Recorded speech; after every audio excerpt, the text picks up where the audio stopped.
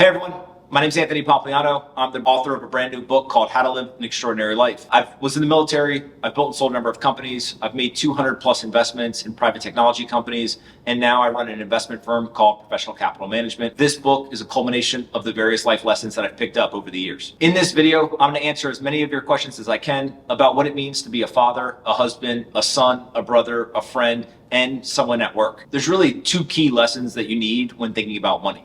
The first is a very simple one. You have to spend less than you make. As long as you keep your expenses under control and you constantly have free cash flow, then you've got options in life, and that's really important. The second thing is that investors are winners and savers are losers. And so if you constantly save money in cash, that cash is devalued away through inflation. But instead, the people who end up getting financial security and end up building wealth, those are the people who invest. And so make sure that you invest, not only save cash. I wrote these letters to my children because I felt like if you can think long term, if you can teach children how to navigate life, then in a weird way, you're actually helping yourself. It requires you to not only be thoughtful and intentional, but it also requires you to be concise when sharing information or knowledge with a young person. And so by writing letters to my children, I could pass on the things that I've learned, but also it helped me reinforce and relearn many of the lessons that I'd picked up over the years. And so it was something that was a win-win for both me and them. The great thing about this book is every single piece of advice can be applied at some point during your life. Sometimes the advice will actually be complementary, so multiple lessons will reinforce each other. Other times they'll actually appear to be contradictory. And that's because at different points in your life, based on the information and the situation, you may need different advice. Sometimes you should do A, but other times you should do B. And so throughout this book, I try my best to not only give you the advice that I've picked up, but also contextualize it so you know when to apply which lessons. I've been very fortunate to have a number of different experiences throughout my life. One of the most formidable was obviously serving in the U.S. Army. I deployed overseas to Iraq in 2008 and 2009. And so anytime you take a young person, you give them a bunch of training, you put them in a very dangerous and kind of intense situation, they're likely to pick up a bunch of life lessons. Probably the biggest one for me in that situation was that we're all going to die. And that may be a morbid lesson, but it is something that the sooner you come to that realization, the better it is, because you begin to live a life with intensity, intentionality, and really try to squeeze everything out of this experience. Another really big lesson for me came from starting businesses. Anytime that you're trying to create something from scratch, it's difficult. It requires a lot of trial and error. And then it also requires you to learn how to work with people, because you can't do anything in business by yourself. And so the various companies that I've started over the years has really taught me a lot, not only about business and navigating that world, but also just how to work with and how to live with a variety of different types of people. And then lastly, probably the thing most recently that has had the biggest impact on me is becoming a husband and a father. And so if you think about creating a family and really investing your time and energy into creating the family that you want to have in the future, that requires you to have some intentionality now. And so that experience has also been very formidable. And maybe one of the most rewarding parts is not only does it make me happy on a day-to-day basis with my life in terms of my wife and my kids, but also there's a ton of lessons that I learned in my personal life that I'm then able to apply to my professional life as well. So the crossover of those lessons is something that's been a pleasant surprise as well. Probably one of the hardest lessons is actually one of the most important lessons. And I write in the book a letter to my children where I say that you should carve your ethics in stone, but write your opinions in sand. And so as humans, it's very easy for us to hold an opinion or hold a thought and simply want to double and triple down on that, even when we get new information. But it's actually a sign of intelligence to change your mind when you're presented with new information.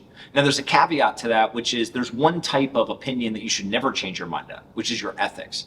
And so at multiple points in my professional career, I've faced a crossroads where the easy thing would have been to simply go with the crowd or simply do the thing that everyone else wanted to do. Instead, I was able to stand up for what I believed in and really kind of hold my ground. A lot of times during those situations, it was personally painful for me. I probably lost out on a lot of money, and I had to navigate all of the reputational components that came with it in the moment. But over the long run, making the right decision always pays off. And so going through that short-term pain really allowed for a long-term gain. And I think that that's something that everyone at some point in their life is going to figure out, is that you should write your ethics in stone, but write your opinions in sand.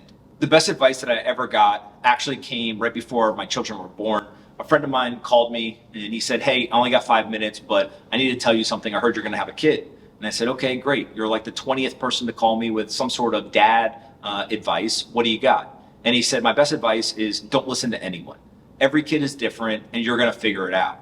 And the reason why that advice was so impactful for me was Yes, everyone has an opinion. Everyone tells you what you should do or you shouldn't do with your kids. But instead, this person gave me the agency to understand that I could figure it out. You're a smart person. You're used to figuring out problems. Look at the situation and understand that every single kid has unique abilities, has unique kind of difficulties that they face, and make sure that you just make the best decisions for your kids. And that really was kind of freeing and empowering. And so it's still to this day something that I feel like is the best advice I've ever received. When somebody reads this book, I think the common lesson they're going to take away is that you have agency. We live in a world where every single person, every single media station, everything around you is telling you that you're a victim, that the world happens to you, that you have no agency. You have to sit there and just let the world happen. But that's not true. Instead, the fact that you have agency means that you can design the life that you want. Everybody has a different version of what an extraordinary life in their view is. But once you design that life, the agency gives you the ability to go and actually create that life. And so if an extraordinary life to you is somebody who travels around the world, then figure out what does that look like and then go do it. If an extraordinary life to you is building a family and never traveling, then figure out exactly what that looks like and go do it.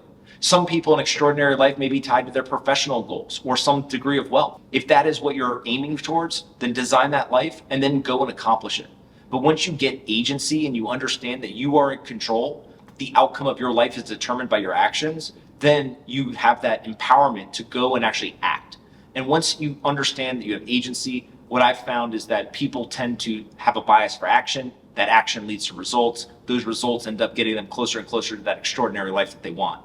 And so if one thing that you can take away from this book, it would be you have agency, go out now and create the extraordinary life that you want. All right, that's it. I hope that this was valuable for all of you. Thank you all so much for watching. Go out and pick up a copy of How to Live an Extraordinary Life, and I'll see you guys next time.